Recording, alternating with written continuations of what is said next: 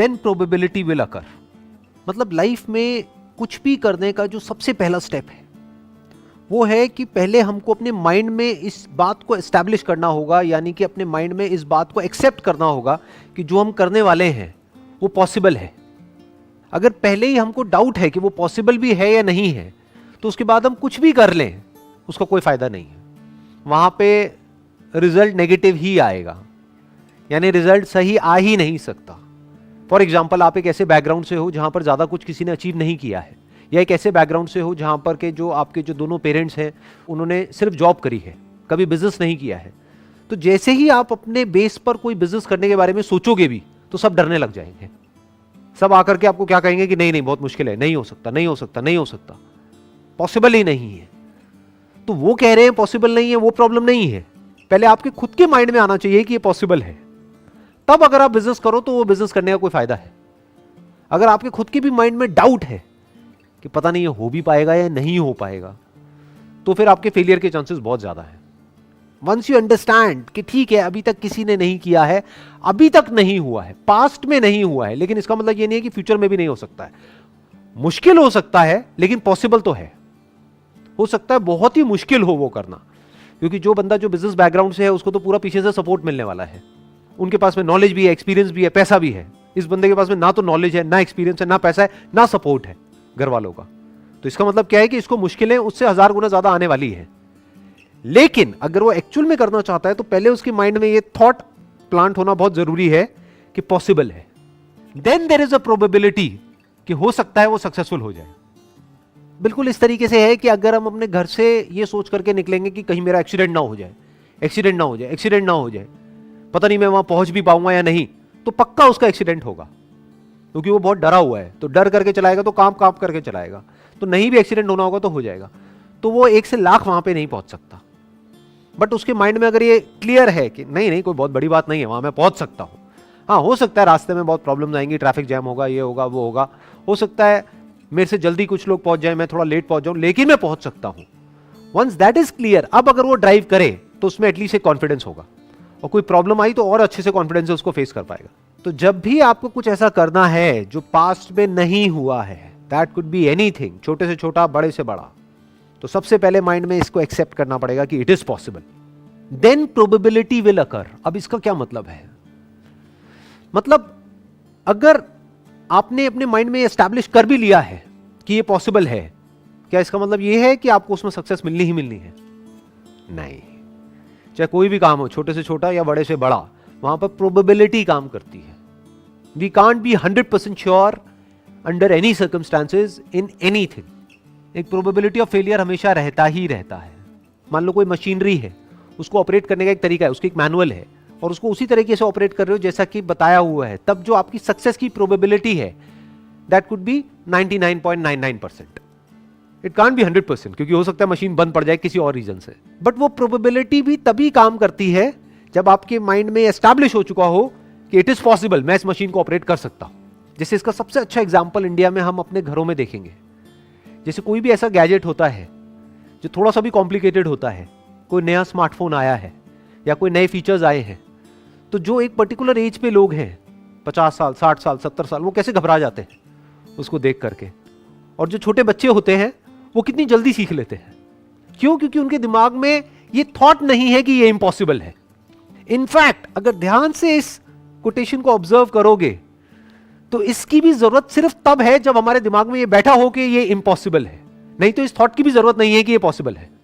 एक बच्चे के माइंड में तो ये बैठा ही नहीं है कि ये काम करना इम्पॉसिबल है, तो उसके लिए सब कुछ पॉसिबल है। बट जो बड़े हैं उनके माइंड में क्या बैठा हुआ है? मेरे लिए बड़ा मुश्किल है, अरे भाई मुझे ये सब समझ नहीं आता है। तो उनके माइंड में इम्पॉसिबल बैठा हुआ है, तो उनके माइंड में एस्टैब्लिश करना पहले जरूरी है कि भैया आपकी एज ज्यादा है, आपके पास में एक्सपीरियंस ज्यादा है, आपके पास में दिमाग उस बच्चे से ज्यादा है, तो आप क्यों नहीं कर सकते अगर वो बच्चा कर सकता है तो उसके माइंड में एस्टैब्लिश करना पड़ेगा कि ये पॉसिबल है। बच्चे के माइंड में एस्टैब्लिश करने की जरूरत ही नहीं है। बच्चे को आप कहोगे कि पॉसिबल है इसे आपको ऑपरेट करना, वो कहेगा क्या बोल रहे हो, कह रहे मेरे लिए तो वैसे ही सब कुछ खेल है।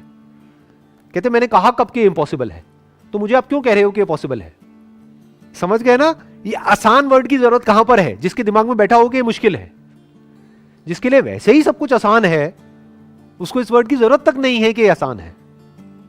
Next quote is I think it is possible for ordinary people to choose to be extraordinary. इसमें जो वर्ड है ना, जिस पे ध्यान देना है, वो है चूज. मतलब क्या कहा जा रहा है दूसरे वे में, कि हर वो इंसान जिसको हम एक्स्ट्राऑर्डिनरी बोलते हैं, जिसने भी कुछ एक्स्ट्राऑर्डिनरी अचीव किया है, होते सारे ऑर्डिनरी हैं. उनकी क्या 4 आंखें होती हैं, 4 कान होते हैं, 8 हाथ होते हैं, 10 पैर होते हैं.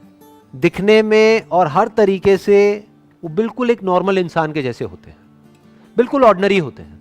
फर्क क्या है ऑर्डिनरी और एक्स्ट्राऑर्डिनरी में? चॉइस का फर्क है. To achieve something extraordinary in life is not a matter of luck, is not a matter of some extraordinary inherent or inborn quality. It is a matter of choice. We can choose to be extraordinary or we can choose to be ordinary.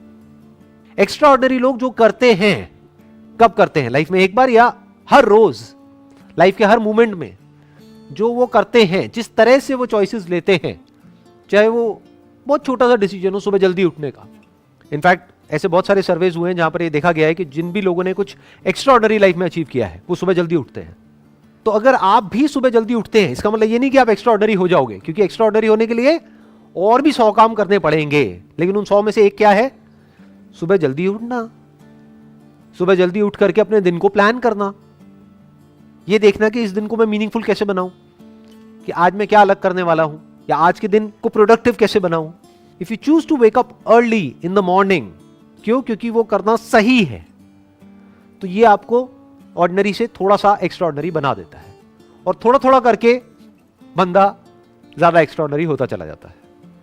90% से ज्यादा लोग क्या करते हैं, वो wait करते हैं एक ऐसे मोमेंट का जब अंदर से एक फीलिंग आए एक काम को करने की, तब मैं वो काम को करूंगा. और मजे की बात क्या है, वो फीलिंग कभी नहीं आती. सही काम करने की फीलिंग कब आती है? कभी आती है. और गलत काम करने की फीलिंग लाने की हमको जरूरत ही नहीं है, वो आती ही रहती है. अच्छा हेल्दी खाने की कभी फीलिंग आ सकती है अंदर से, या टेस्टी खाने की फीलिंग आएगी, चाहे वो अनहेल्दी भी हो. एक्सरसाइज करने की क्या कभी किसी के अंदर फीलिंग आ सकती है? नहीं आती है. तो अगर फीलिंग नहीं भी आ रही है, तब भी अगर वो बंदा चूज करता है कि मुझे एक्सरसाइज करना है, इसलिए नहीं कि मेरे को बड़ा मजा आ रहा है एक्सरसाइज करने में, इसलिए कि वो तो करना ही है. That is a matter of choice. अब ये चॉइस किसके बेसिस पे होती है? 2 बेसिस पे हो सकती है. एक, जो आपकी फीलिंग्स है, इमोशंस है, उसके बेस पे, जो आपको आगे नहीं बढ़ने देगा, किसी हालत में आपको आपके कंफर्ट जोन से बाहर नहीं निकलने देगा. दूसरा हो सकता है आपकी विल पावर के बेस पे. मतलब अगर दूसरे वे में बोला जाए कि अगर आप लाइफ में एक्चुअल में एक्स्ट्राऑर्डिनरी बनना चाहते हो या कुछ एक्स्ट्राऑर्डिनरी करना चाहते हो, तो आपकी विल पावर बहुत स्ट्रांग होनी चाहिए. इच्छा शक्ति, कि मेरी फीलिंग्स ये कह रही है मत कर, लेकिन मेरी इच्छा है इसको करने की. तो उस इच्छा में इतनी शक्ति होनी चाहिए कि वो हावी हो जाए आपकी सारे के सारे डर के ऊपर, कि उस डर के बावजूद भी आप वो कर पाओ. अब ये इच्छा शक्ति क्या है? It is a matter of choice. आपके ऊपर है, आप अपनी इच्छा को कितनी शक्ति दे सकते हो. ये भी तो एक चॉइस ही है ना, कि आपकी इच्छा में कितनी शक्ति है. अपने आप में किसी की इच्छा में कोई शक्ति नहीं होती है, पर जो भी आप करना चाहते हो, जो भी आपका डिजायर है, अगर उसको आप स्ट्रांग करते चले जाओ, करते चले जाओ, करते चले जाओ, करते चले जाओ, यानी कि अगर आपका डिजायर स्ट्रांग है आपकी फीलिंग से, तो आप उस काम को कर जाओगे. तब आप कुछ ऐसे डिसीजंस ले सकते हो कि आगे जाकर के कुछ एक्स्ट्राऑर्डिनरी कर सकते हो. Next quote is, when something is important enough, you do it even if the odds are not in your favour. जब कोई काम करना बहुत ही जरूरी होता है, तब आप वो काम करते हो. यहां ये नहीं कहा जा रहा कि तब आपको वो काम करना चाहिए, ये कहा जा रहा है कि यू डू इट, तब आप वो काम कर देते हो, even if the odds are not in your favour. मतलब कि आपको पता है कि आपके सक्सेसफुल होने के चांसेस बहुत कम है उसके अंदर, फिर भी आप वो काम करते हो, फिर भी आप रिस्क लेते हो. मतलब आपको पता है कि उसमें बहुत रिस्क है, फिर भी आप करते हो. कब करते हो? जब आपको पता होता है कि समथिंग इज इंपॉर्टेंट इनफ, कि करना बहुत ही जरूरी है.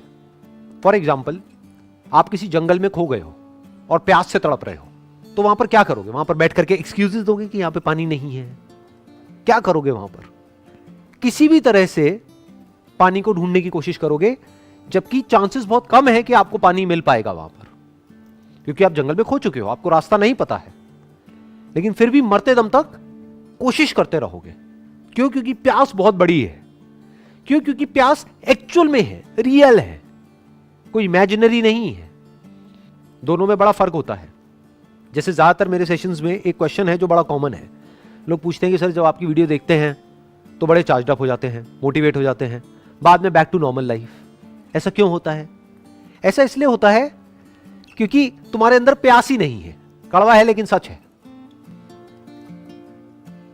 तुम्हें कुछ एक्चुअल में करने की जरूरत ही नहीं है, तुम्हें बैठे बैठे तुम्हारे माँ बाप खिला रहे हैं, इसलिए वो मोटिवेशन टेम्पररी है।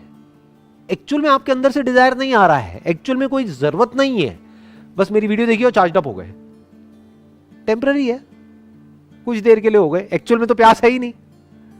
तो वही यहां पे कहा जा रहा है, when something is important enough, कि जब कोई काम करना बहुत जरूरी होता है, बहुत मतलब बहुत जरूरी होता है, मतलब डू और डाई वाली सिचुएशन होती है, तब आप वो काम करते हो बावजूद इसके कि आपको पता है कि मेरे सक्सेसफुल होने के चांसेस बहुत कम है, फिर भी आप अपनी कोशिश में कोई कमी नहीं छोड़ते हो।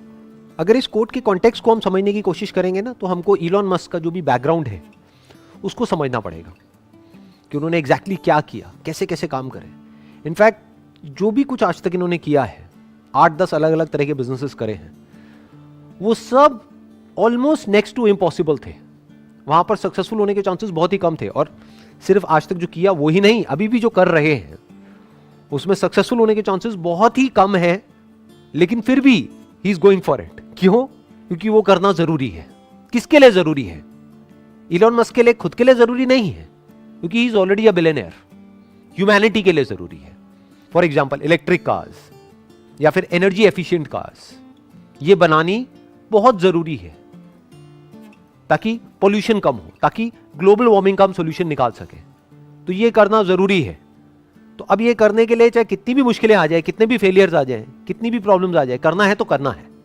इनफैक्ट जो भी उन्होंने आज तक लाइफ में किया है, हर एक फील्ड के अंदर बिल्कुल एक ब्रेकिंग पॉइंट तक पहुंचे हैं वो। यानी कि पहली बार जब वो कार बनाई तो सोचा था कि कॉस्ट आएगी अराउंड $50,000 के आसपास में, कॉस्ट आई $1,00,000। फिर दूसरी बार बनाई, फिर कॉस्ट थोड़ी कम हुई, फिर कम हुई, फिर कम हुई, फिर कम हुई, फाइनली जाकर के उनको सक्सेस मिली। और अब जाकर के उनकी कार्स बिकनी शुरू हुई है पिछले कुछ सालों से। जहां सारे लोग बोल रहे थे कि नहीं, कुछ नहीं हो पाएगा, नहीं कर पाएगा, नहीं कर पाएगा, नहीं हो पाएगा, then also he did it. और एक बार नहीं, दो बार नहीं, अलग अलग फील्ड्स में कई बार इन्होंने ऐसे ऐसे काम करे हैं जो करना ऑलमोस्ट नेक्स्ट टू इम्पॉसिबल था, फिर भी किया। क्यों? क्योंकि वो करना जरूरी था। तो 3 चीजें हैं जो यहां पर हमको आगे लाइफ में ले जा सकती हैं। पहला, या तो आपकी एक्चुअल में कोई नीड हो, वो नीड आपको भगाएगी, वो नीड आपसे ऐसे ऐसे काम करवाएगी। जैसे मैंने अभी जंगल वाला एग्जांपल दिया था कि जहां पे एक्चुअल में प्यास है, तो अब उसके लिए आप किसी भी हद तक जा सकते हो, कुछ भी कर सकते हो। तो या तो एक्चुअल में नीड हो, या फिर अपनी लाइफ के अंदर ही आपको कोई ऐसा मीनिंग मिल गया है, कोई ऐसा पर्पस मिल गया है, कोई जीने की ऐसी वजह मिल गई है जो आपको भगा रही है। या फिर अगर आप इस लेवल से भी आगे आ गए हो, तो अब आपको क्या चाहिए? आपको एक ऐसा मीनिंग चाहिए जो हो सकता है आपके लिए मीनिंगफुल ना हो, लेकिन सबके लिए मीनिंगफुल हो। तो वहां से आपको एनर्जी मिल जाएगी कोई भी काम करने की। फॉर एग्जाम्पल, ये जो अभी मैं सेशंस कर रहा हूं, इसके पीछे क्या मोटिव है, किस लिए कर रहा हूं? क्या इससे मुझे कुछ मिलने वाला है financially? Nothing, nothing at all. बल्कि जाने ही वाला है, टाइम जाने वाला है, एंड टाइम इज मनी। तो क्यों मैं अपना टाइम इन्वेस्ट कर रहा हूं इन सेशंस को करने में? किस लिए? क्या वजह है? क्योंकि ये करना जरूरी है। वही जो इस कोटेशन में लिखा हुआ है, When something is important enough, क्योंकि ये करना जरूरी है। किसके लिए जरूरी है? मेरे लिए नहीं है, मुझे तो जो करना था लाइफ में वो मैं कर चुका हूं। किसके लिए जरूरी है? जो आने वाली जनरेशन है उसके लिए जरूरी है। जो उनकी थॉट प्रोसेस है उसको एक सही डायरेक्शन दी जाए, ये जरूरी है। हो सकता है मैं इसमें सक्सेसफुल नहीं हो पाऊंगा, क्योंकि चारों तरफ नेगेटिविटी बहुत ही ज्यादा है, लेकिन फिर भी क्योंकि ये करना जरूरी है तो इसको करना है तो करना ही है। As simple as that. जब कोई काम करना बहुत जरूरी होता है तो ये नहीं सोचा जाता है कि मेरे करने से क्या होगा, करना है तो करना है। ये थॉट वहां पर चल रहा होता है, यहां से एनर्जी मिलती है, फिर वो एनर्जी पूरे फ्लो के साथ में बाहर आती है। और जब इतनी ज्यादा एनर्जी के साथ में हम कोई भी काम करते हैं तो उसमें सक्सेस मिलती ही मिलती है, फिर वो काम एक अलग लेवल पे चला जाता है।